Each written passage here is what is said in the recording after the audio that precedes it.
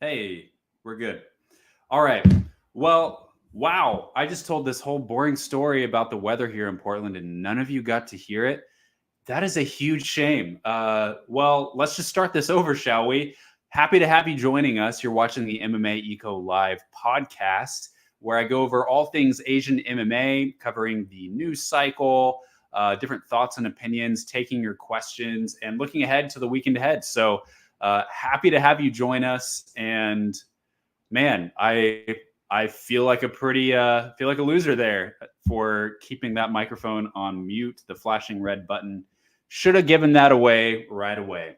But anyways, for those of you watching that haven't hopped off, appreciate you joining. We're live on Instagram and on YouTube, as well as probably some other platforms. But yeah, the way this goes, I'll go through the schedule. You can drop any kind of comments or questions, and I'll get to those here in a second. We had last week off, partially because there wasn't much going on, but also because I was on vacation. My folks live back in the Midwest state of Kansas, so we took a plane ride that was delayed, but eventually got there and stayed there for 10 days. So yeah, took the week off. It was, all things considered, a pretty good week to take off of the year, considering there's not a whole lot going. Closest thing we have to an off season. However, right now, coming back to Portland, I got back Sunday night. I have not left my house since getting back. Of course, my wife drove us to the gym this morning, but other than that, I have not left my house, simply because we had a big snowstorm and then an ice storm a couple days later, and the streets have been solid ice. And the city of Portland has about 2 snow plows for the whole city of 2 million people, and they're not coming up our way. So yeah, pretty much sucks. My car cannot go anywhere, so I've been at home, but been able to work on a couple projects, which I'll get into here in a second. Basically, well, that's mostly, for the website, which I'll get into, but a few other things going on. I just came off this big video project, which was a lot of time, and then I've got this website coming up, which should launch in the next day or two. But the other bit of news that I kind of teased at last time I had a podcast, where I was basically talking about a big trip coming up. Well, I can tell you a little bit more about that now that there's not a whole lot like behind the scenes being worked out.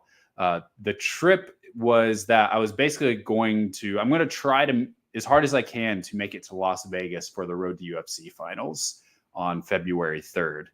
I'm still trying to get there, at the very least, just to watch the fights, say hey to everyone there that I know. The exciting bit of news that would have been pretty career changing was that there was a solid chance that I could have gotten UFC media credentials to go to Road to UFC, potentially the UFC event earlier in the day.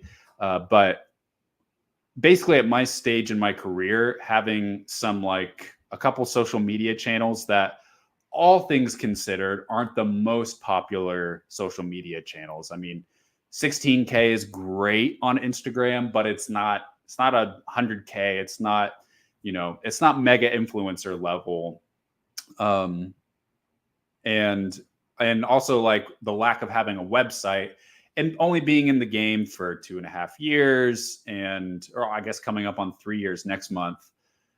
But yeah, at my stage in my career, being a one-man company, I'm not going to get UFC media credentials unless I have a conversation with like Dana White. And we hit it off, and he's like, yeah, I'll take care of it. Really no other way you're going to get media credentials. However, for me,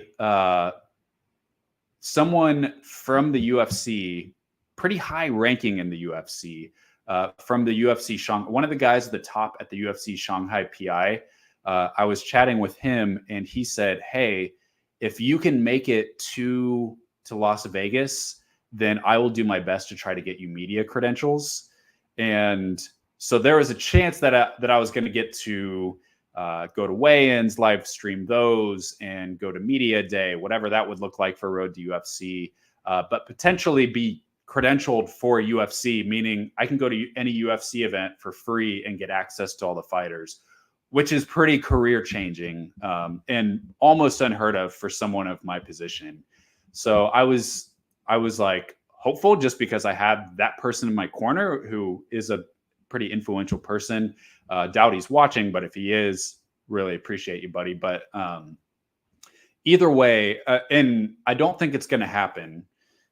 Like I would put it at like a 5% chance that it's going to happen, that I'll get the credentials. But either way, I still felt like it was a big win that I had someone pretty like high up in the system that has a lot of influence, like a lot of influence, especially in the UFC Shanghai PI, that was like, hey, I'm gonna try to get this for you.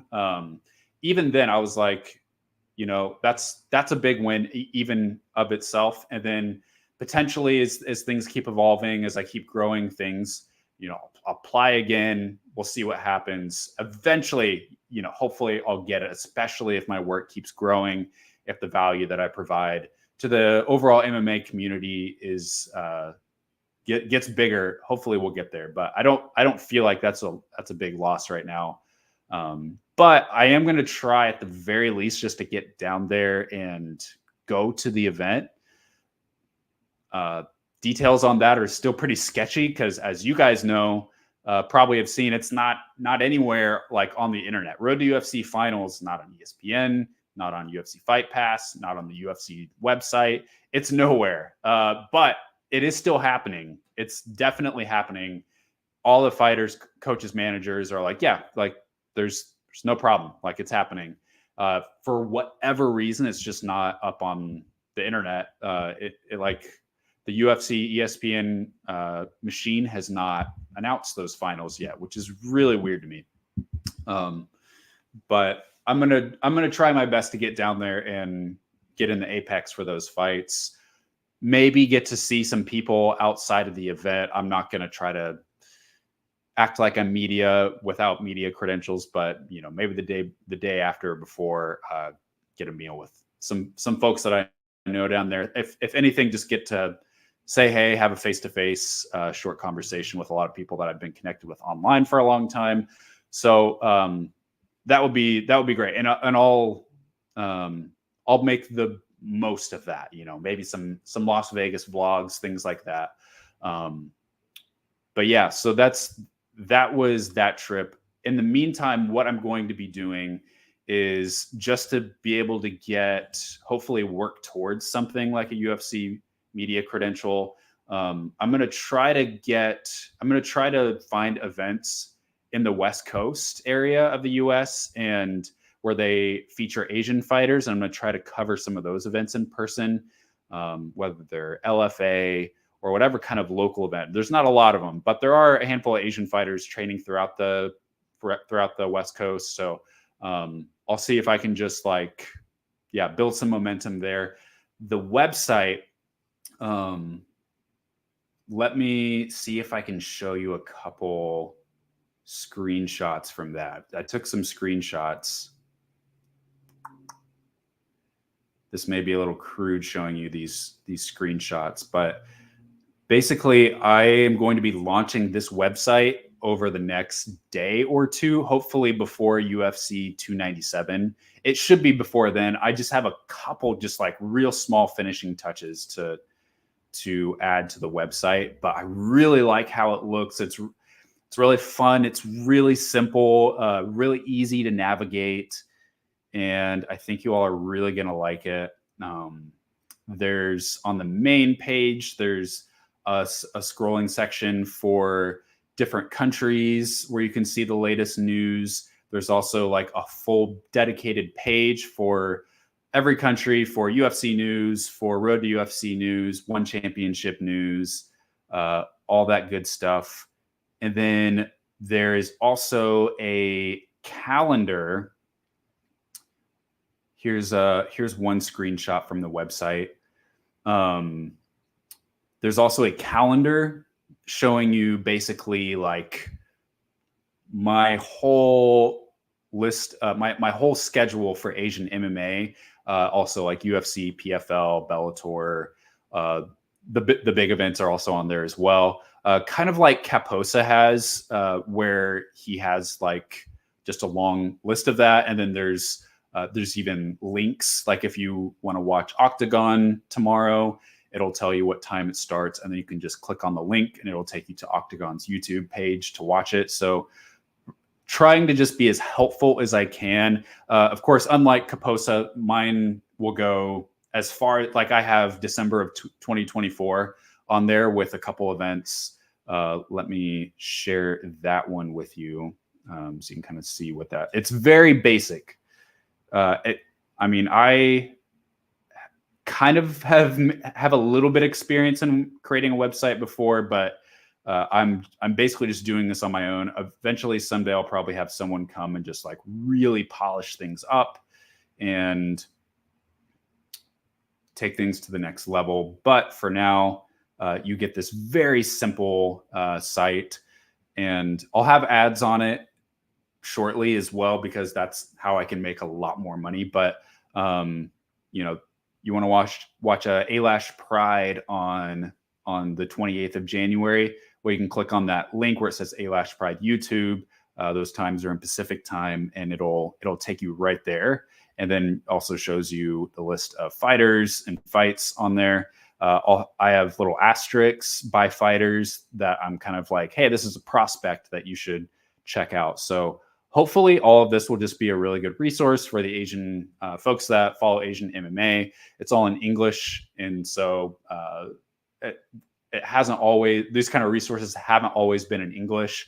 Upcoming cards, results for events.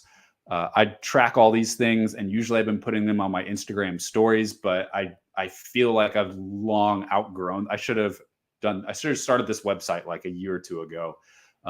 But it'll hopefully just be really a helpful place where you can know, like, hey, Shudo had an event. What were their results? And I'm going to try to get those up as soon as possible. Sometimes I know other sites, there can be a couple days delay, but I'm going to try to get those up really soon. Just trying to have everything in one place. And yeah, it's going to grow, and it's going to get bigger, and eventually I'll add more and more different things and features to it. So excited for that. That's a big new thing. And hopefully that will kind of contribute towards being able to grow the page in a lot of other ways, expand my coverage, things like that. So enough of that. Let us get to a couple things going on this weekend.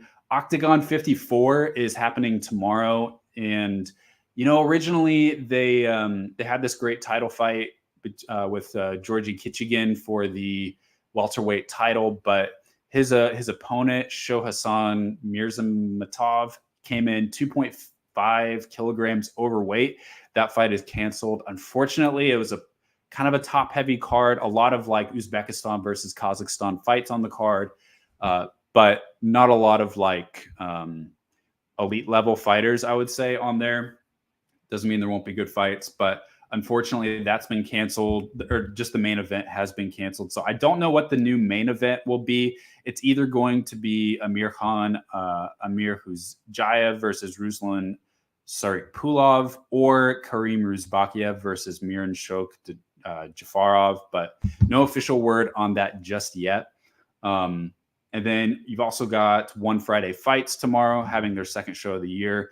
Those two fights are Mateus Pereira, MMA fights. Mateus Pereira of Brazil against Hassan Kaliev of Russia, and then Kara Ulchangi of Russia fighting Arsenio Balisa Khan. Nothing much to hype here on this show. Arsenio, he's the lone Asian fighter of the MMA fights. He's from the Philippines, got a 5-2 record. He is on a 5-fight win streak, pretty much over regional, pretty low-level talent. So, yeah, not a lot spectacular from the MMA side going on tomorrow. We do have this weekend, Saturday, a lot of big events going on. We've got Kunlun 95. Kunlun is having shows both on Friday and on Saturday in Bangkok, Thailand. The Saturday show has the fight that has a lot of people excited. It's Wu Yanan versus Wang Zong at bantamweight. probably Wang Cong going to go to the UFC if she wins this fight against Wu Yanan. And, you know, I've heard a lot of folks criticizing this fight, like even saying that this is a mismatch in favor of Wang Cong. But when, first of all, in not only in women's MMA, but Asian women's MMA, like honestly, what better opponent can you get than a UFC veteran to test like a 3-0 bantamweight or really any women's fighter? Like you don't have a lot of options. And with a lot of like women's MMA, they get recruited to big organizations like the UFC or ONE even earlier in their careers. I mean, we saw on Contender Series, it was like Carly Giudice. She got signed to the UFC after like 3 pro fights. And so like women in general are signed even earlier than the men to the UFC. So there's not a lot of options, especially in Asia, especially at like flyweight and bantamweight. So Wu Yanan is the best test that I think that they could get for her. She's fought probably a dozen times in the UFC. She's trained at a lot of really good gyms at Jackson Wink, at Tiger Muay Thai. She's now at Sunken Fight in Pattaya, Thailand, where there's a lot of really good Chinese fighters, some really good Dagestani coaches at that gym. So say what you want about Wu Yanan, but she's got the experience. She, I think that she's the best that they could give her. And for her, she's had a long time off to heal and to improve her game. So I expect Wu Yanan probably going to want to take this to the ground as soon as possible. Previously, Wang Cong's takedown defense has shown to be pretty good when she had that UAE Warriors fight.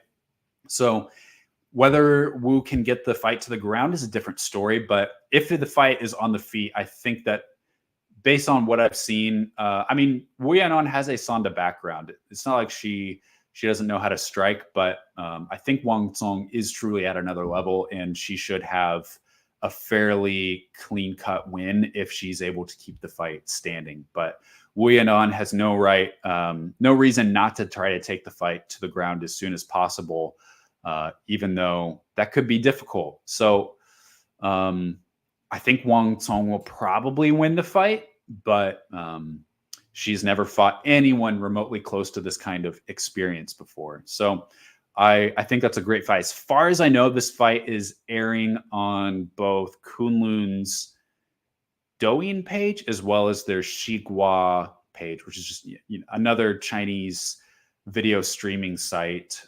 If you search Xigua, which is Xigua, you should be able to find it.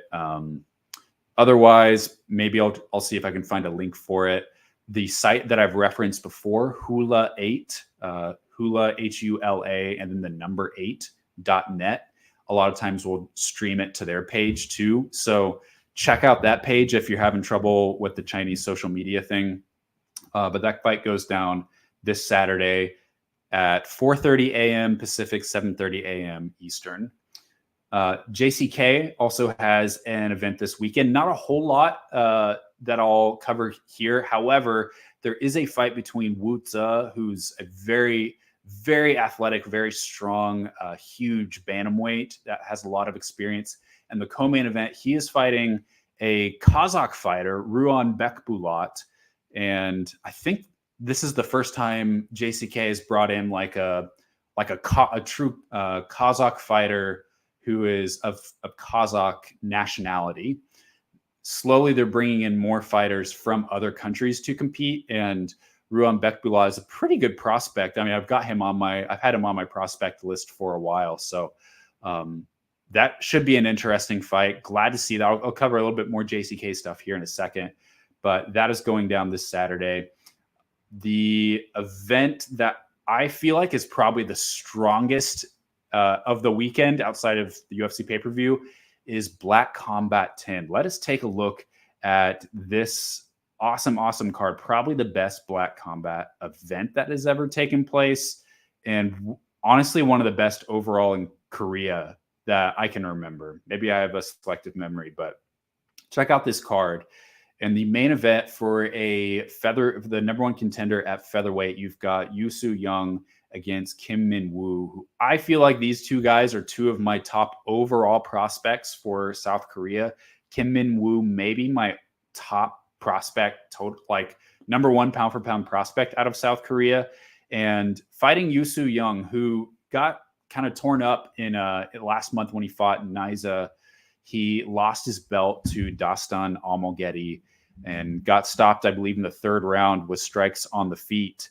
But he is a BJJ black belt, as is Kim Min Woo. So a lot of amazing grappling experience between these two guys. And Kim, I would think, will, especially after what he just saw in Kazakhstan, he's going to want to keep this fight on the feet. But if Kim, I mean, I mentioned this on my last podcast where I was kind of forecasting the year, saying what I hope to see. And one of those things was to see Kim Min Woo really have a great year where things work out for him. He's had a lot of injuries and things fall through. He had the weight miss with Road to UFC. So, but Yusu Young, I think, is a great prospect too. Is this too soon after being beaten pretty like taking a lot of damage against Dastan Almoghedi just last month? It might be. I don't know if this is you're kind of getting into the same thing with like versus it's an even shorter turnaround. People talking about like Alexander Volkanovski against Ilya Topuria. Is this too soon? Yusu Young, this is a tough guy to fight on short notice. That is for sure. So I'm also glad that Kim is staying at featherweight instead of trying to cut down to bantamweight. Featherweight, much better weight class for him. Also on this card, you've got, which they don't have on Tapology here. We don't have the title fights marked out, but there are several title fights on this card. The next three fights down, all title fights. You've got Shin Sung Min, who is on a pretty good win streak, defending the featherweight belt against, which this fight I don't understand. Son Yu Chan. I know Son, he won his last fight, but look at, I mean, kind of a strange record here. Not really sure why that fight got made, but I think so. Shin should, I think, retain the belt, and he's going to fight the winner of the Kim Min Woo versus Yusu Young fight. And then flyweight title fight. They brought in a lot of these deep fighters.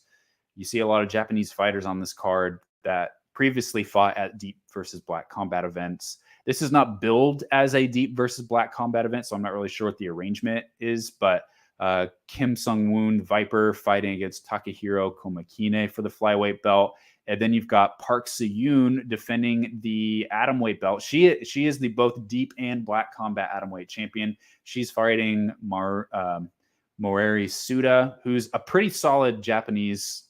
She's a good Japanese product, despite what her 10-5 record would show you. She's fought a lot of good fighters, and that should be a great fight. Got Juri Ohara fighting some poor 1-4 Korean guy. That's like, I mean, that's an even worse mismatch than that featherweight title fight. And then you got Park Chan-soo on the card against Daisuke Nakamura, Seigo Yamamoto on the card. A lot of great Korean prospects on this card.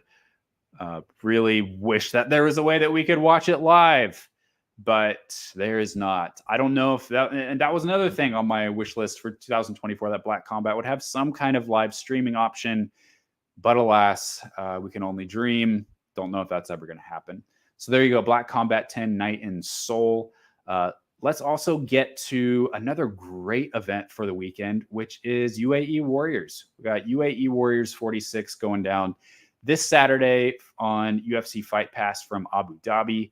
And some pretty good Asian prospects on this card. I feel like, UAE Warriors, they're basically like the international LFA, bringing in a lot of the best international prospects, pitting them against each other. A lot of these fighters go on Contender Series, Road to UFC, or assigned to the UFC.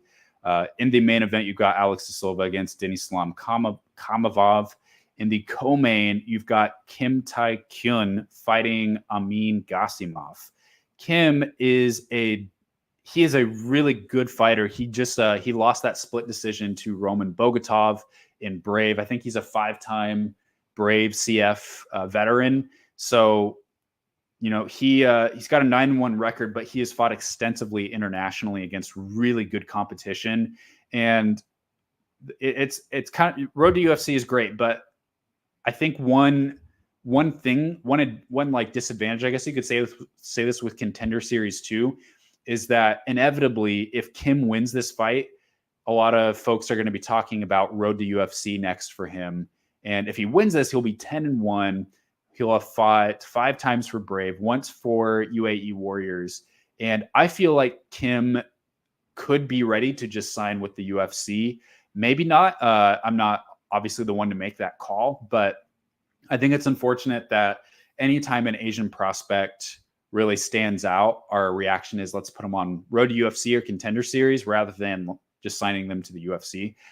At the same time, getting more experience isn't always a bad thing, but having, especially for road to UFC, forcing them to fight 3 more times and delay things a year, I don't know. I've heard that Kim Tae-kyun has been pretty close to signing with the UFC already, and so I think that definitely if he wins this fight, his next fight will be under the Endeavor banner. So you got him. You got Mark Climaco, who looked good on road to UFC, but lost a close decision to Ray Tsuruya. These 2 fighters, Ray Tsuruya and Mark Climaco, I would say, yeah, those are guys that you want to put on road to UFC. A little less experienced, fought more kind of in their own backyard and ready for the next international step. But for guys like Kim, who have already fought and proven themselves internationally, I don't see why they need to like prove themselves further against younger competition. So Mark Climaco fighting an undefeated South African in Tumelo Maniamala. And then look at that next fight down, a guy that I always get asked about, Samander Muradov, fighting against Bobur Kurbanov. Folks have asked me, why don't they just sign to the UFC? He just keeps winning. And I think the only reason for that is just he's really young. He's a young guy. I think he's 22, 23 years old. So I didn't have a problem with pressing pause on things and letting him get a couple more fights. So he's fighting a 13-5 Uzbek guy named Bobur Kurbanov. And hopefully he gets the shot. The time is ripe for UFC to sign more Tajik fighters. They have obviously become really popular, all the ones that have signed over the last year or two. So Muradov would make a great addition to the UFC roster if he wins this fight. I don't know if y'all caught the interview that John Hyung Ko did with Sayat, the Kazakh manager with Ruby Sports, but he posted it yesterday or the day before, and he asked him about UFC going to Kazakhstan, and Sayat was like, yeah, they've wanted to go there for a while, and I think they'll probably go either this year or next year, but they could also go somewhere else in the region. I'm assuming he kind of broadened it to like Central Asia, to like Armenia, Georgia, all of those kind of states where MMA is definitely very popular, seems to really be taking off. And so who knows, maybe we could see, I feel like Kazakhstan is the perfect place to do that. It seems like they have the most experience putting on bigger MMA events in new arenas, but wouldn't surprise me if Azerbaijan had a really fancy arena in Baku. Azerbaijan has a lot of money there, so I could see him doing it there as well. Probably not somewhere. I wouldn't think they would go to like Dushanbe or Tashkent in Tajikistan or Uzbekistan, but yeah, hopefully, anywhere they hope they go is great in that region. Just strike it while it's hot. But otherwise, on this card, looks like there's a lot of great prospects. You'll see Carl's John de Thomas, UFC veteran, on there fighting Dylan Salvador. That's a good fight. I've also got Thirafong Chai Kao. He is a 5-0 Thai bantamweight. Could be one to watch. Not sure how old this guy is. His age is not on there. But then look at this opening fight. It is probably not the actual first fight. It just got added. Jack Grant is on the card. Pretty fun British prospect fighting this undefeated Uzbek guy. So overall, and then Rashid Vagabov, decent prospect. Got some Kyrgyz guys, some Turks. I mean, what's not to love about this UAE Warriors card? They always put on cool cards. Excited to watch that one for sure. All right. What else? Really, the only other event that I'll touch on is Top Brights, which isn't as big as the other ones I mentioned by terms of like name power, but just since it is, so this event, if you haven't heard of Top Brights, this is Kyoji Horiguchi's promotion, or at least he's like a producer of the promotion. He's on all their posters. Let's see if we got a poster here. Yeah, you see Kyoji Horiguchi there. Who did you hear that Kyoji Horiguchi is going to try to get back to the UFC, as is Kai Asakura, and it sounds like Nobuyuki Sakakibara is going to try to meet with Dana White to see if they can figure out how to make that happen in February. Honestly, you got to give it to Sakakibara. He's a good dude for being willing to give up arguably like potentially his two biggest draws to the UFC. Simply that's because that's what those fighters want. So hats off to Sakakibara for really listening to his fighters there. Most promoters would not do that. But looking at this card, kind of opening up the card, very just like a ton of guys making their amateur debut. So obviously not going to cover that. But the reason I'm getting into this card is because I listened to, or I read some interviews with Kyoji Horiguchi kind of talking about this promotion. And it sounded like his hope for this promotion, Top Brights, was to kind of give Japanese MMA another kind of promotion that can really help bring up Japanese MMA. He seems to have a couple issues with a lot of the kind of legacy Japanese MMA promotions. He didn't name them, but he's referring to Pancrase and Deep and Shudo, kind of the way those promotions are run. And I think he wants something that will help elevate Japanese MMA, hopefully pay fighters well. And so he has a vision for this Japanese promotion to give the region, his country, something that maybe isn't there. There is Ryzen, but Ryzen almost, to me, seems like it's like a level, maybe like Top Brights is something in between, like something that's just city or gym focused, and something like Ryzen, something kind of in between those two. And just looking at this card, it's not like a blow your face off amazing card. However, there are some good fighters on here. Keep in mind, a promotion's first event is never their best. It's honestly usually one of their worst, because they're still creating relationships with athletes. They haven't really they don't have any homegrown talent. They're just kind of like trying to introduce themselves to MMA fans. But typically the quality of cards will increase as they go on. So I'm not too worried about that. But and they did have one fight have an alteration. Originally, they had Gleison Tibau fighting Kim Han Sol, which would have been a really cool, interesting fight. Kim had to pull out, and he was replaced by this Mongolian guy, Burdenzorg Batmunk. So, Gleison Tibau, one of the longest tenured guys that was on the UFC roster, and kind of in his close to retirement journeyman phase right now. But other than that, you've got some good Kazakh prospects on here. You got Koshin Akanov. Karshiga Doubtbeck is definitely the fighter to watch on this card. Recently knocked out Diego Brandao in 35 seconds. He is fighting Kiyomi Matsushima, and honestly, that's a great fight. Matsushima starting to get a little bit older, into his upper 30s, but fought in Road to UFC, performed pretty well there, and a really tough guy overall. Daniel Donchenko, another good prospect. Ben Royal, a good prospect, fought for one championship.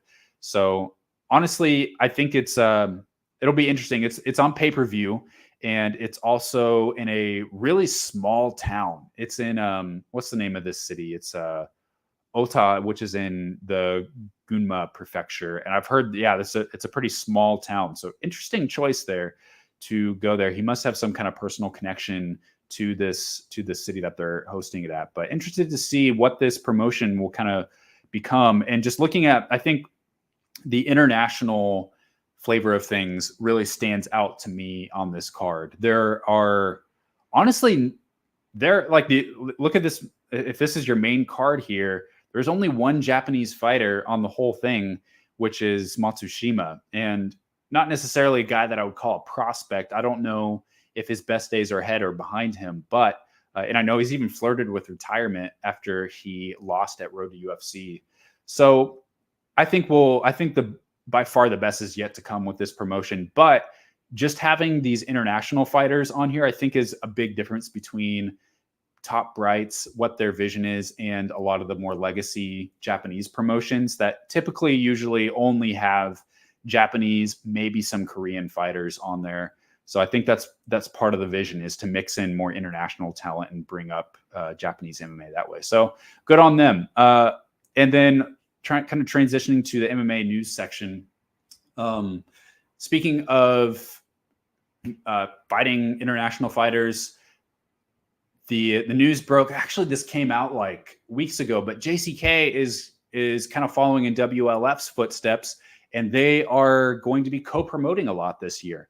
On February 24th, they're taking a squad of fighters to Yerevan, Armenia, and co-promoting with an Armenian promotion called Mix Fight. And I posted all the details on my Instagram on a post, so you can check that out. But really happy to see. I mean, JCK I feel like they just keep doing the right things to elevate Chinese MMA, and love that they're going to be doing some co-promoted shows. The caption on Joe Chaobo, who is a commentator for JCK, his Instagram caption kind of announcing all of this was that JCK was open for co-promotion. So I don't know what else there is. My lights are flickering. Hopefully that's not a bad sign. But yeah, thought that was cool. Check that out on my Instagram for more details. Also, you saw probably that Stamp Fairtex is fighting Denis Zambawanga on that 166 card in Qatar. And actually, I did predict that this fight was going to happen on my latest YouTube video about One Championship. Honestly, it's not like a fight that was like screaming to be made, but it was really the only fight available for Stamp Fairtex, potentially Jin Radzuan, but I feel like that one is still, I feel like Jin Radzuan, in my heart, if she still needs to win, I would say 2 more before she would get a title shot. But, not really how things work in One Championship. Denis Zambawanga, the only real fight that could be made, won a couple fights in a row. Yeah. I mean, I'm not going to get into all my thoughts that I went into in the video, but my concern, and I'm not trying to be negative here. I'm not trying to be negative. I think the fight will be fine. You also got like Tonlei versus Tong Kai on that card, a decent rematch, even though we just saw that fight. You've also got Joshua Pasio versus Jared Brooks rematch. I don't think that fight will go that much differently. We recently saw that fight. And then we're getting Anatoly Malikin versus Rainier de Ritter at 205 pounds, which I've given you my thoughts on that. I'm not too stoked on that fight. But basically what One is trying to do with this 166 card is basically think of it as like they're trying to make their version of UFC 300. For the Qataris is their like biggest lifeline financially right now. So they're trying to give them the biggest card that they can and hopefully continue this good. I don't know what their relationship is actually like, but hopefully continue the relationship with them, be able to get more investment from them. It is imperative that they put on the biggest possible card. My biggest concern is that, the UFC can manage to put on these UFC 300 level cards. They got UFC 299 before that. They got International Fight Week 2 months later. But One Championship cannot afford to put on UFC 300 cards without it totally just like lowering the quality of everything. Or I mean, even with UFC, you see how many UFC Apex cards there are this quarter that I think are kind of compensating for some of these elevated pay-per-views. I don't know. I mean, I feel like what you're going to see out of a lot of these Amazon Prime shows, especially, is probably hardly any MMA title fights, and a lot more of like what you saw last week with the one Friday fight or one Fight Night 18 card. Probably like, gosh, these Fight Night cards started off so well, but now like, and I know it was supposed to have Superlek in the main event last week, but I think that they're just going to really struggle to maintain a high quality for all these Amazon Prime shows when they're trying to stack the Japan card as much as they can, and then trying to stack the Qatar card, and then in the fall they'll have two US cards that they'll probably try to stack as much as they can. I'm like, man, what does this mean for the rest of their shows? I don't know. I don't think it's good for those shows. But anyways, other Asian MMA news. The big one, of course, I didn't forget. I'm sure you all have lots of questions about this, so I'm not gonna cover it because I'm sure this is something I'll talk about ad nauseum. But we did get the Zhang Weili versus Xiaonan fight announced last week by Dana White. I heard the day before that was announced, I got a tip from a top media member that the fight would be announced soon. I held off on breaking it because I felt like that would be kind of a dirty move. But yeah, I honestly, especially now with Suarez being injured, probably not for very long, but like, yeah, I mean, this was the only fight to make it strawweight, and I am excited for it. I know you all have a lot of different opinions on it, but either way, I think that it should, like, I'm excited for the fight. I think it should be entertaining. Yeah, I'll get into like breakdowns, all that stuff as time goes on. I'll probably be putting out like a lot for that. I'm just excited. No matter what you think about the fight, I'm really excited. And I only say that because I feel like there can be a lot of Yan Xiaonan hate on this channel, in these chats, which, you know, whatever your opinion is, that's fine. But you gotta appreciate this, that two Chinese fighters are getting a pretty big spot on potentially the UFC's biggest card, or one of their top 3 biggest cards. I think that just says a lot to how the UFC sees Chinese talent, how they see Zhang Weili, that they would want to put her on the UFC 300 main card. I think that's what makes me really excited. It's just that this card that's going to get potentially the most watched MMA card of the year will get 2 Chinese fighters. So that's pretty cool. But I'm sure you all have a lot to say about that, so I'll give my thoughts over time. So let's get into some of your stuff.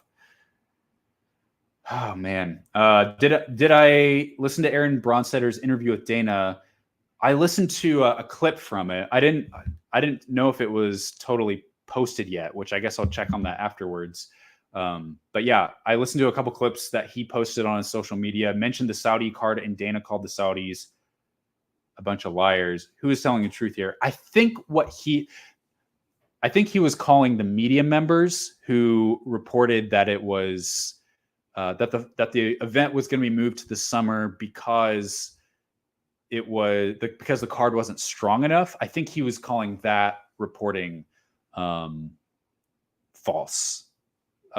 Calling that a lie, which, okay, so Ariel Helwani was the one to report that news, that they are removing the card to June from March 2nd. And the reason, he said, was that they wanted a more entertaining and deeper card.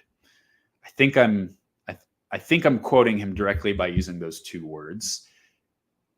Understand this, Ariel Helwani has a connection with Turki Al-Sheikh, who is he not the like minister of entertainment for Saudi Arabia?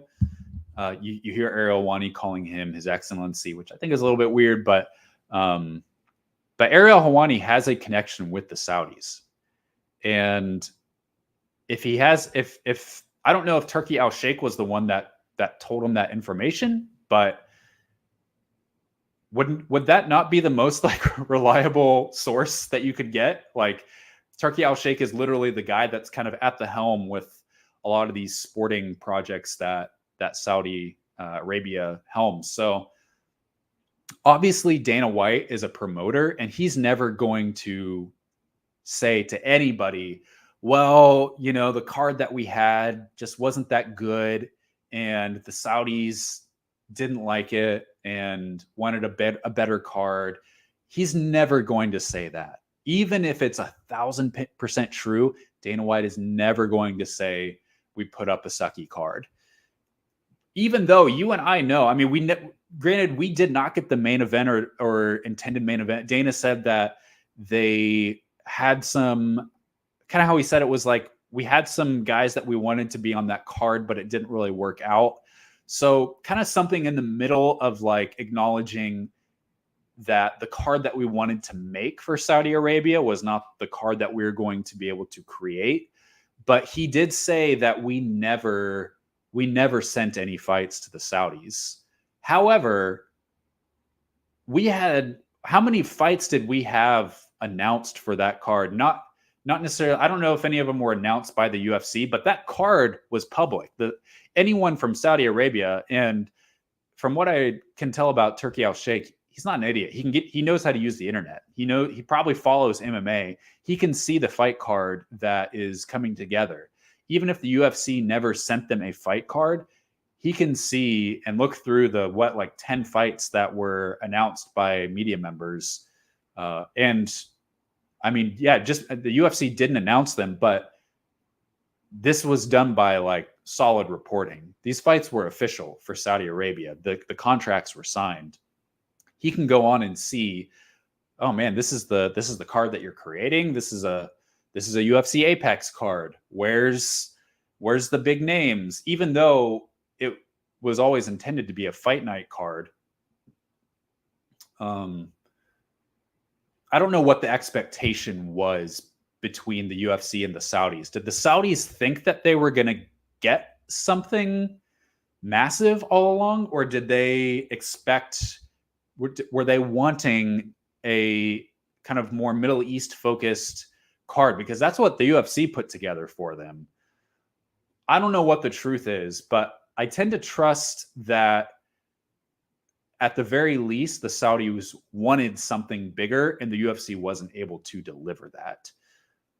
I think that's probably true there, but Dana probably found issue with a few things or some ways that it was communicated and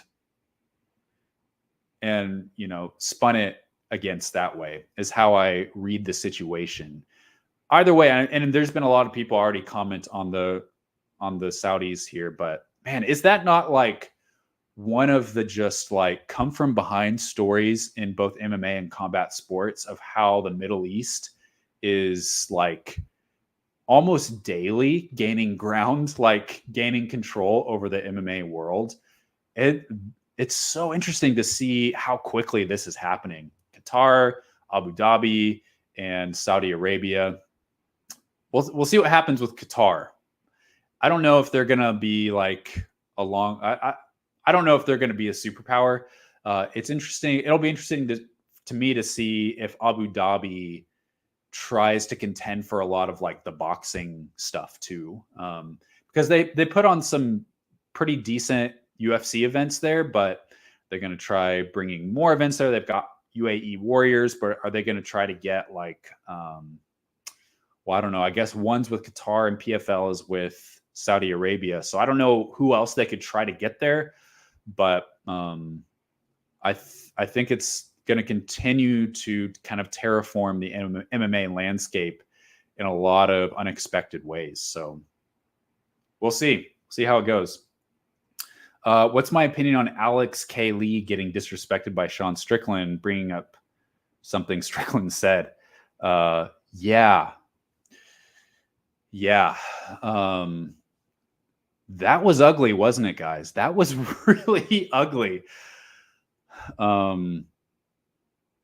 That is the job. The job of a media member is, I would say, to hold people accountable. And I don't think that there is anything disrespectful about the way that Alexander Lee asked the question. He kind of just, like you said, he brought something up that Sean Strickland said himself and asked for more clarity, asked if he still believed, and it's unfortunate that that question eventually became a platform for, I think, some of the grossest, like most tragic rhetoric that I feel like has ever been said in MMA. And I feel for all of the LGBTQ people that heard that interview and that triggered painful things from their lives. And if that's anyone watching, like, oh, man, I'm so sorry for that. I've heard people ask, like, yeah, why do you think that there is almost no openly gay male MMA fighters? And here you have Exhibit A. I think Alexander Lee handled himself really, really well. I mean, just really showed his quality as a media member. I feel like if I was in that situation, I think if most of us were in that situation, I mean, how hard would it be to not enter into the exchange of bullets in that and not get heated? I feel like I would get really heated, and that, I think, probably would show to my inexperience interacting with fighters in that way, being live on air and being in tense situations. But man,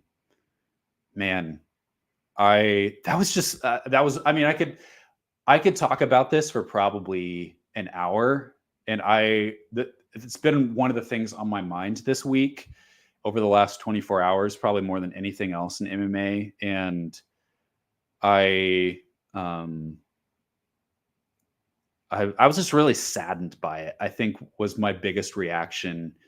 One, because Sean Strickland had literally just been on a podcast saying that he didn't feel loved by his father. And then, which, I mean, honestly, that's why he's saying this, is because he has not worked through his trauma. He has not worked through these things. And so he is regurgitating them.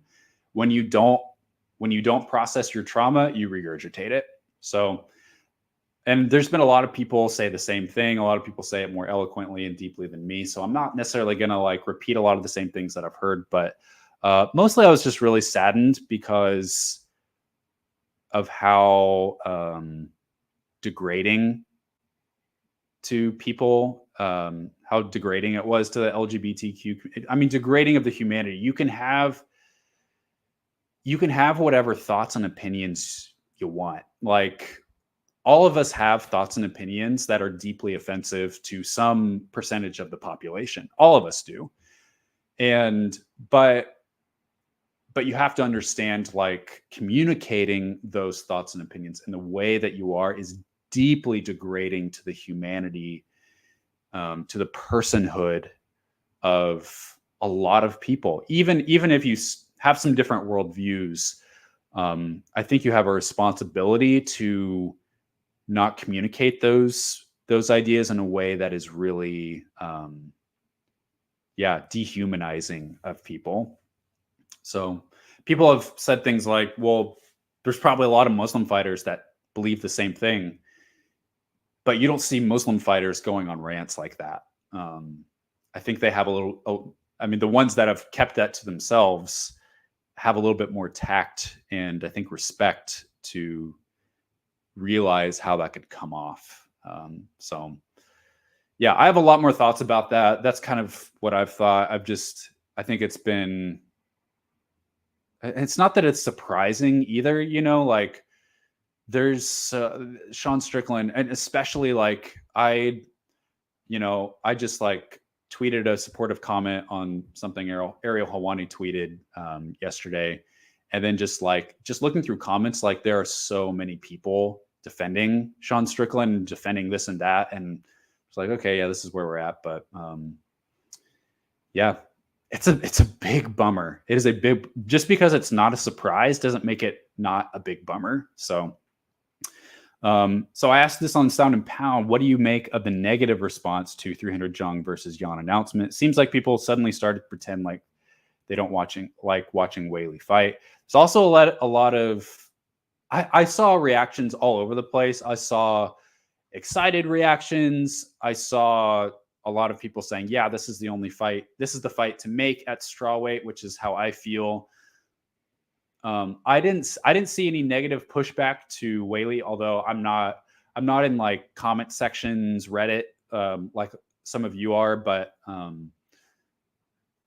I think what the negative reactions that I saw weren't necessarily to the fight, but I think the negative reactions that people have, which I think could come off as anti-Weili or anti this fight, is more the overall narrative of UFC 300. I think that we have exceptionally unrealistic expectations for UFC 300. And I feel like people think that UFC 300 should not only be the best card that we've had in years, but it should also top both UFC 100 and UFC 200. And at least the like proposed UFC 200. UFC 100 stayed pretty much perfectly intact. UFC 200, if you remember, the main event was Amanda Nunes versus Miesha Tate, because the Jones versus Cormier rematch fight fell out a couple days before the event. So overall, it had a pretty weak main event, all things considered, considering the scope and scale. That was Amanda Nunes winning the belt as well. That was kind of the beginning of her bigger popularity, although she never really reached that Ronda Rousey level.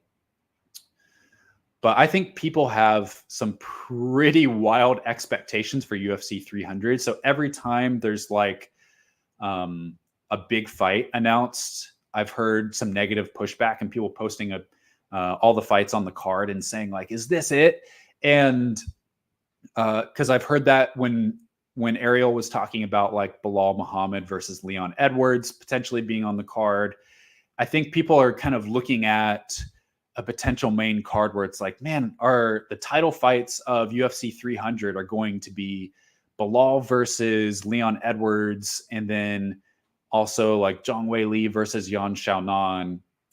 And they're like, is this the best that we can get? I think that that's a little bit more is just expecting more from the card.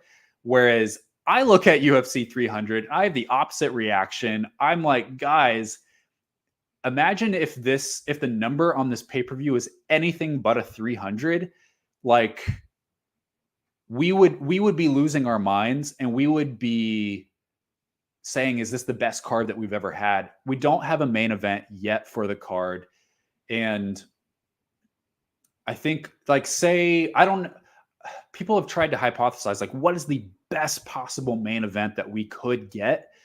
And I think a lot of it does depend on the outcome of this weekend. I think that it will either be a middleweight or light heavyweight main event for UFC 300. I think ideally it would be a middleweight title fight. But say we got Dracus versus Adesanya for the main event of UFC 300, and then we got Bilal versus Leon, and then we got Zhang versus Yan, and then you also have every single other fight that's been announced, plus one or two more. Like, guys, like, are we spoiled? This is an A+ card. This is one of the best cards that you will ever see in your lifetime as an MMA fan. Even if like, it's like, what were you expecting? What were you expecting out of UFC 300? I think people, anytime there's like a title fight that isn't like this massive like Hulk versus Wolverine fight, or like And also people are expecting this wild rabbit to be pulled out of the hat. Aaron Bronstetter asked Dana about that. Like, he asked about a big comeback, like, a Brock, a Ronda, Amanda Nunes, something big, a GSP, something like that. And Dana was like, no, there's nothing for that for this card, which I don't feel like it needs that. I mean, we've got several number one contender fights. We've got Gaethje versus Holloway, which is just like, wow, what, like, for 5 rounds, that could be a UFC pay-per-view main event, at the very least a co-main event. And it's probably going to be like, what, fight number 4 or 5 from the top. That's a 5-round fight. It's an amazing card. I feel like people are just, their standards, not even their standards, but their expectations are so ridiculously high for 300 that they're never going to be able to be met. There's not going to be Brock Lesnar. And honestly, it's like, would you really want a 46-year-old Brock Lesnar on the card? Would you really want a 43-year-old George St. Pierre? Would you want a Ronda Rousey on there that hasn't fought in like 7 years, 8 years on the card? Like, is that what you really want? There's the unknown factor of that, but I don't know. Like think back to like Mark Hunt versus Brock Lesnar on UFC 200. It was like mind-blowing that Brock Lesnar was back, but the fight was not interesting at all. It was not exciting. And I would rather have a card that is stacked full of current top fighters rather than like people coming back. Now, if you want to put Paul Felder versus Matt Brown on there, sign me up for that. Love that. Let's get a cool comeback fight like that. But I don't need one of, personally, it's just my opinion. But I think UFC 300 is looking outstanding. I think it'll probably be even better than UFC 299. Entertainment level, overall entertainment, like you're feeling when the night is over. I don't know which one will be overall more exciting. Those two cards appeal to different people, but 300 is going to be a bigger card than 299 for sure. Did I find that Mayra Bueno Silva's comments that her fight and Strickland's fights are bad? Is that funny to you or just MBS speaking the facts? I didn't watch the press conference today. I was locked in on some other stuff, website, different things. I don't usually listen to press conferences.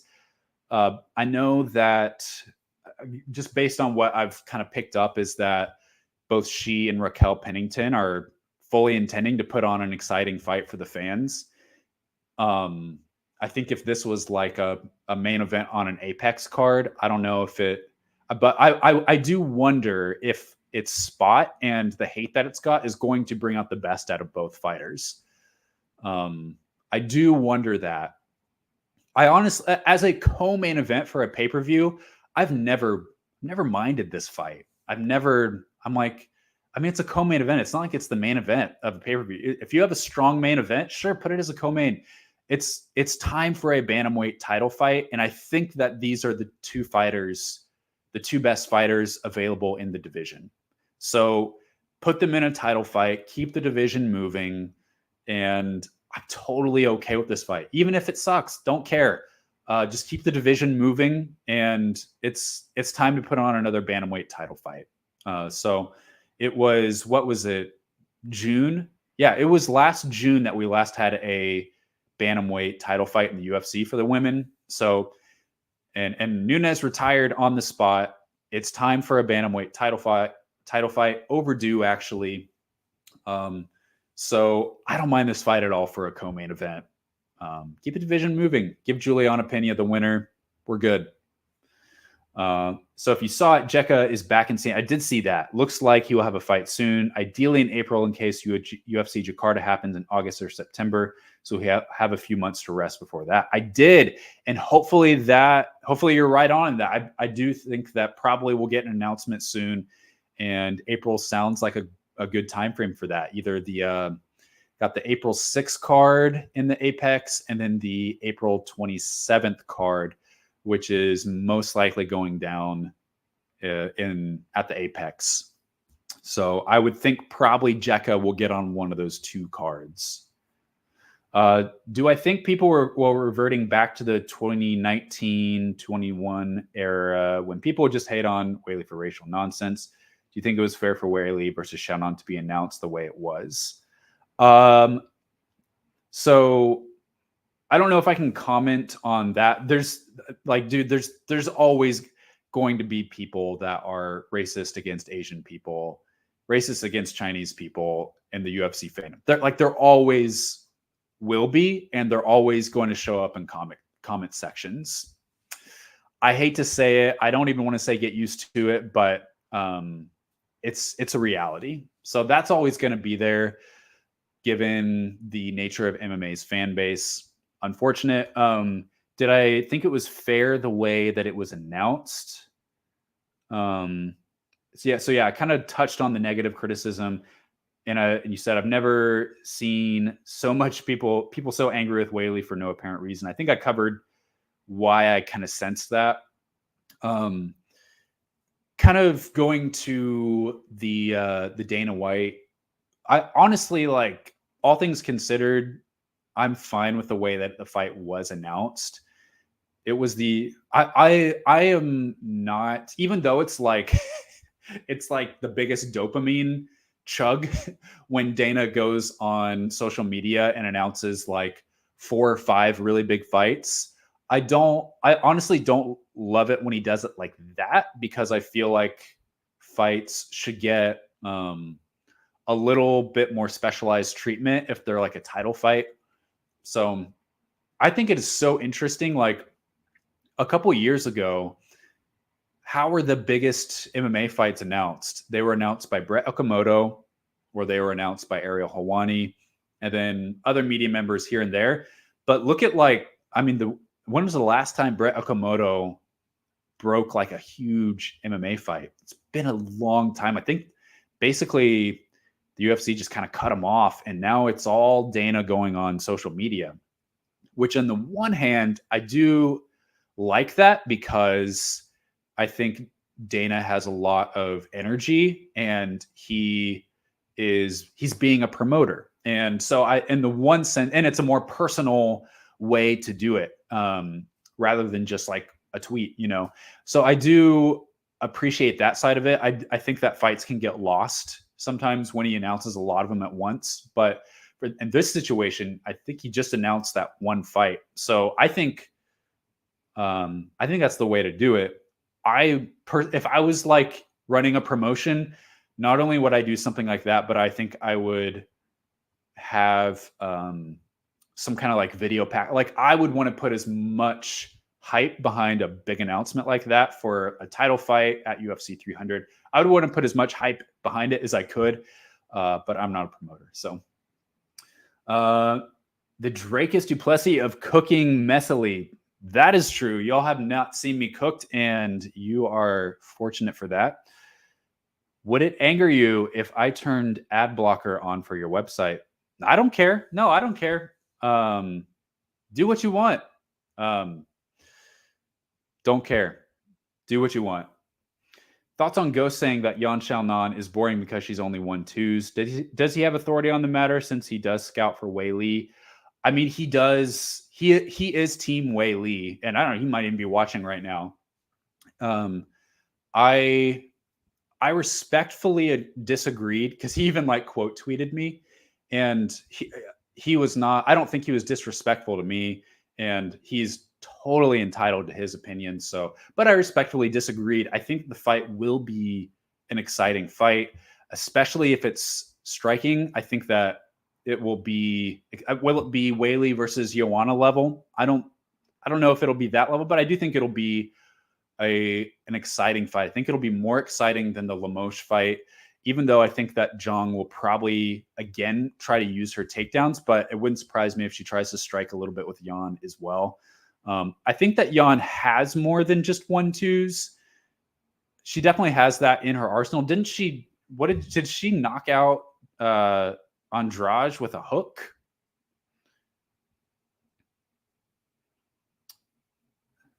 If I remember, she hit Andrade with a hook. So people will say she doesn't have knockout power. Yeah, you're right. It's not common for her to just says counter right here on Tapology. I thought it was some kind of right hook, but I mean, I'll look into the matter as I do breakdowns, but I think that she does have a little bit more than that. And I do think that the fight will be exciting. I think a lot of people are crapping on the fight just because they feel like it will be an easy win for Zhang. And you might be right, and I may agree with you there, but it doesn't mean that it's not the right fight to make or that it won't be entertaining. So I think that Yan, while she doesn't have as many tools as Zhang, I think that she does have a little bit more than 1-2s. So she's a Sonda specialist too. Like she had yeah. As I'm like remembering, I respectfully disagree, but Ghost is a smart guy. So so many great cards this weekend. Like and subscribe. One of the best channels. Thank you, City Life Project. Is Wang Cong really a 3-0 bantamweight, though? She's had the most decorated record in Chinese kickboxing as a female, and she's one of the 3 queens of combat sports. So she is, and I think that she, at least for now, it's okay to treat her as that, simply because kickboxing is great, but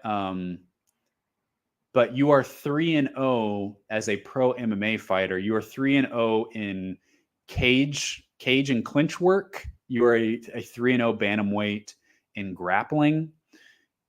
So the kickboxing is great, but and that I think definitely wins her some favors, and I think will get her into the UFC sooner than it will for others. But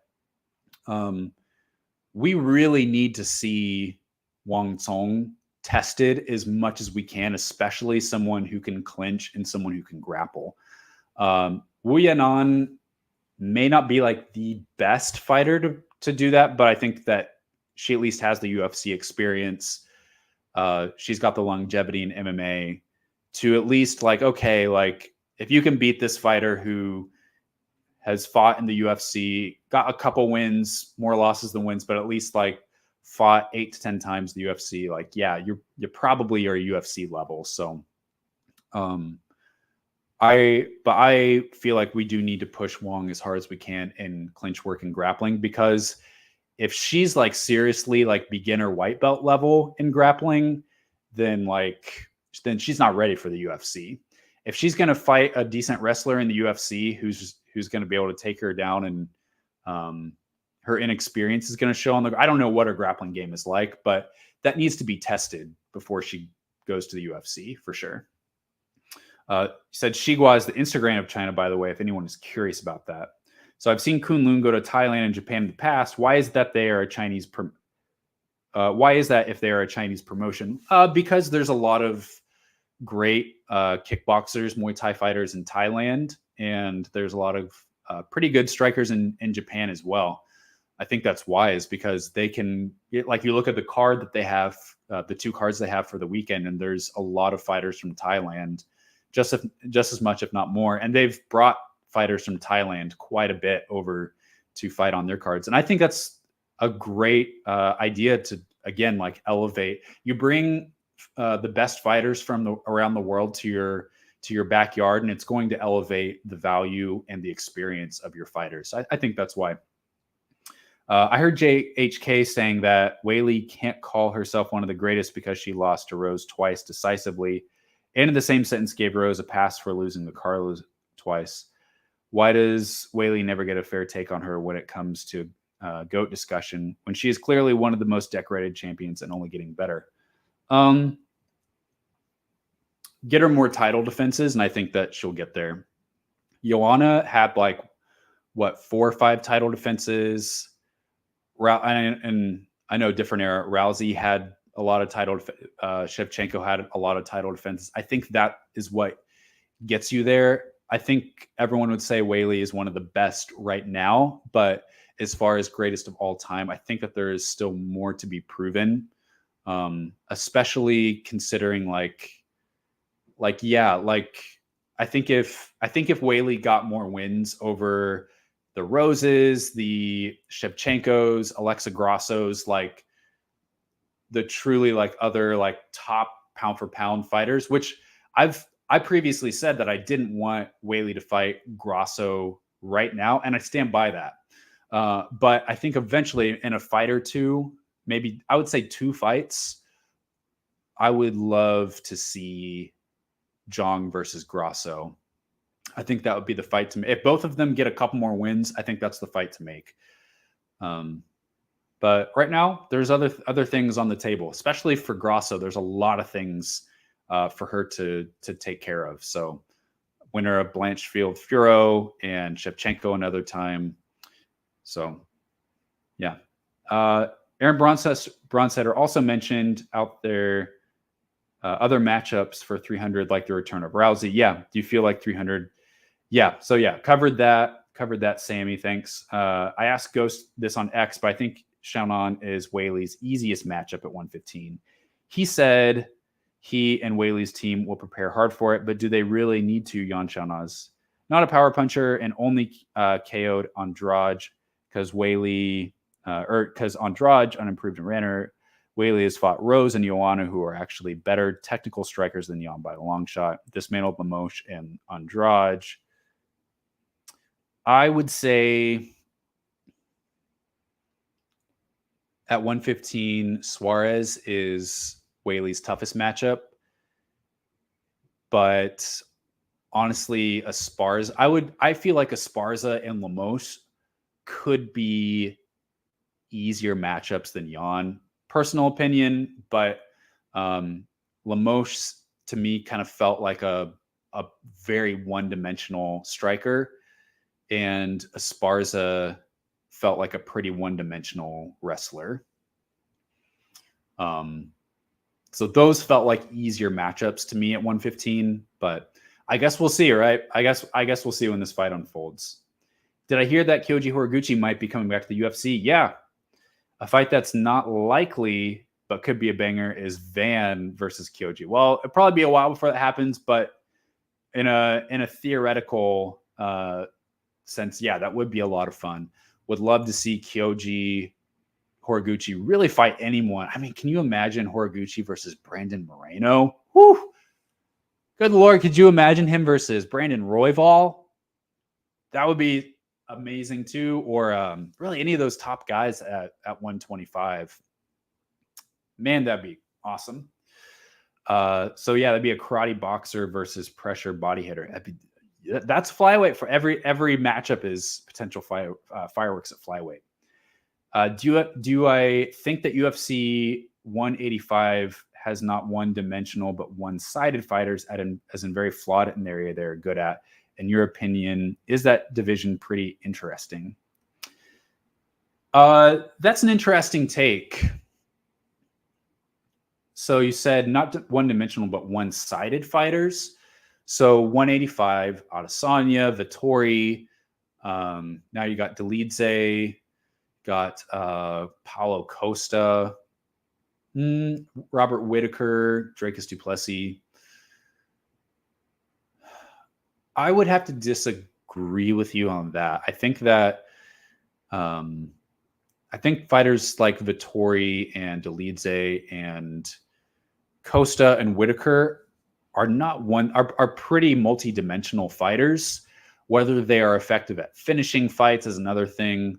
But I think that, like for Vettori, he was just never able to he just was never able to get the finish. He was never able to manifest those finishes, froze a lot. Paulo Costa, a little bit, would freeze sometimes too. I don't know what the deal eventually was with 185. That stretch where Adesanya was running laps around the division, but and then like Strickland, and we got the lights flickering again. Strickland, he has he's got a style, and he's going to stick to it, and he's going to execute that style. It's not like you're watching like Weili fight, and you're like, well, is she going to try to wrestle Limoges, or is she going to try to do her striking? No, she's going to wrestle, and she's going to wrestle effectively. But for Strickland, he has committed to one style and has tried to like really just make that into the perfect style for him.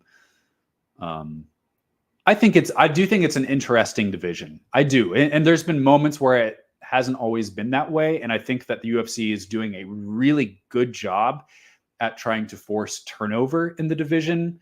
There's been a lot of matchups of like, you had like Sean Strickland versus Abus Magomedov. You had, they're trying to get Nasruddin Imavov in some big fights. Who are the other guys? They moved Dracus du Plessis up pretty quickly. They put him against Whitaker. So I think that they kind of saw the division was stagnating a little bit. And I think Alex Pereira definitely shook that up a lot. So I think the division is interesting once again.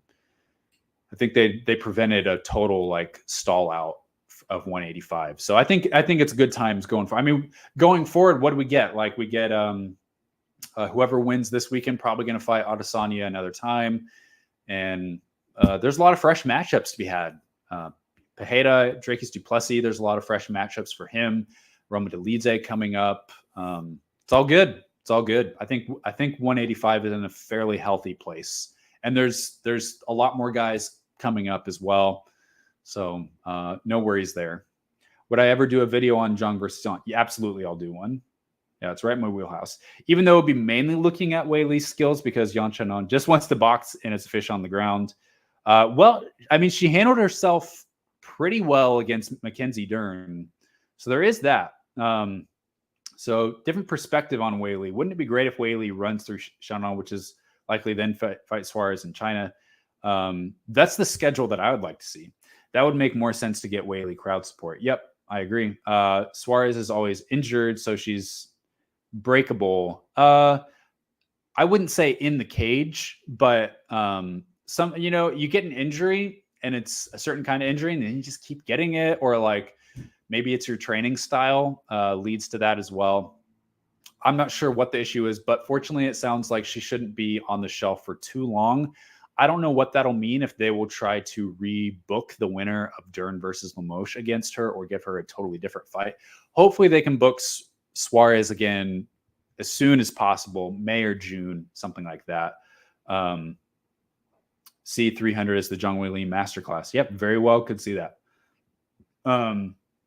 You mentioned Yan Xiaonan hate, part of a Chinese MMA social media, and it's all self-inflicted by Xiaonan. She said that she deserves to be champion because she's prettier and more technical than Weili. Well, her opinion, she's been trash talking Weili while Douyin on Weibo are set on private towards Weili. So it's, well, yeah, there you have it. To build on Strickland homophobic garbage, how sad is it that people supported him and MMA has gotten more evil? Yeah. Yeah, I mean, I touched on that. That is the MMA fan base. And I think I would love to see a media member just kind of answer the question of why is the MMA fan base the way that it is? Like, to answer, which has no simple answer. And I think because of that, that would merit a really in-depth, very introspective, thoughtful piece.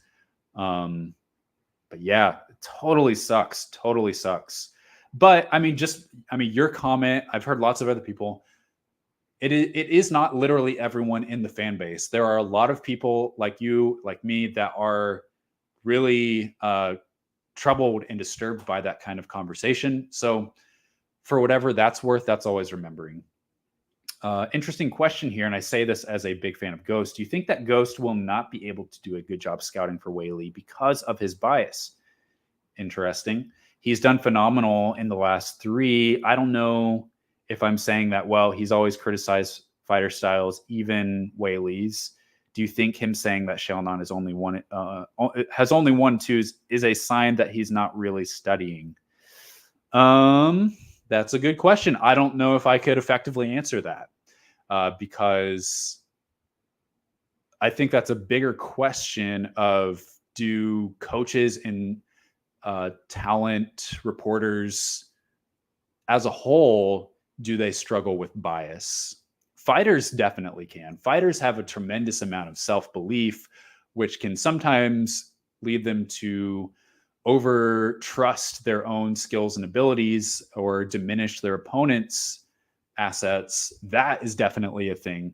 And then it's the coach's job to be a dose of reality to effectively scout and prepare their fighter for their opponent. I feel like if I was a scout or a coach, in a sense, I would almost want to be as critical as I could of my fighter so that I can address every last weakness and every single potential scenario that could go wrong, without being critical to the sense of where I'm like effectively undercutting my fighters' confidence in themselves.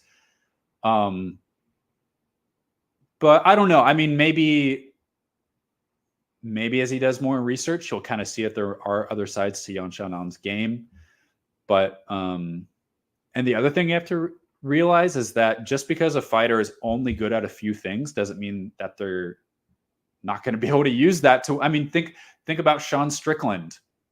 You could make the argument all Sean Strickland has in his game is a jab and this defensive shell and this and that. Yeah, that's what he used to be. Israel Adesanya used it pretty effectively.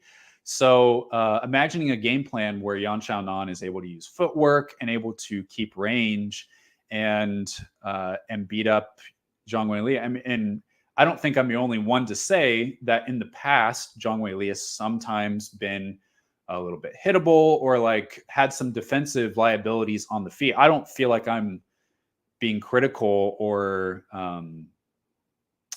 really like insightful and saying, I think everyone would say like, yeah, like you look at the Joanna fight, maybe she took a few more strikes than she needed to.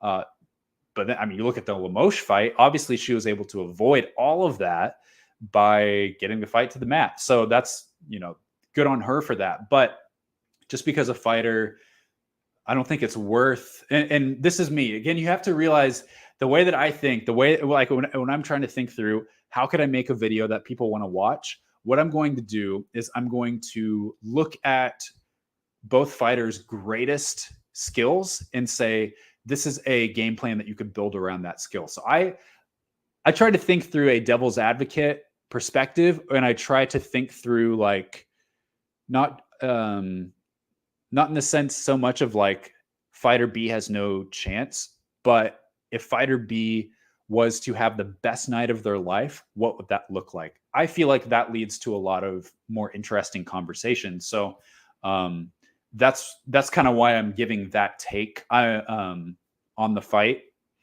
So I don't know. We'll see. As far as Ghost, we'll see what he is able to come up with. But for sure, I mean, he's someone who knows Weili's skills really well and has probably has like a fairly good assessment on Xiaonan, but I guess that'll show in the fight, right? For sure. All right, so that's it for today. We went for an hour and a half today. Good stuff as always, guys. And look for MMAecosystem.com coming your way in the next couple days. Really pumped to share that with you all. Give this as a resource to the MMA community. In the meantime, enjoy UAE Warriors, enjoy Black Combat as they air fights after the fact. Enjoy UFC 297 this weekend. Really looking forward to that one in a weird way. So yeah, have a great night, guys, and we'll see you next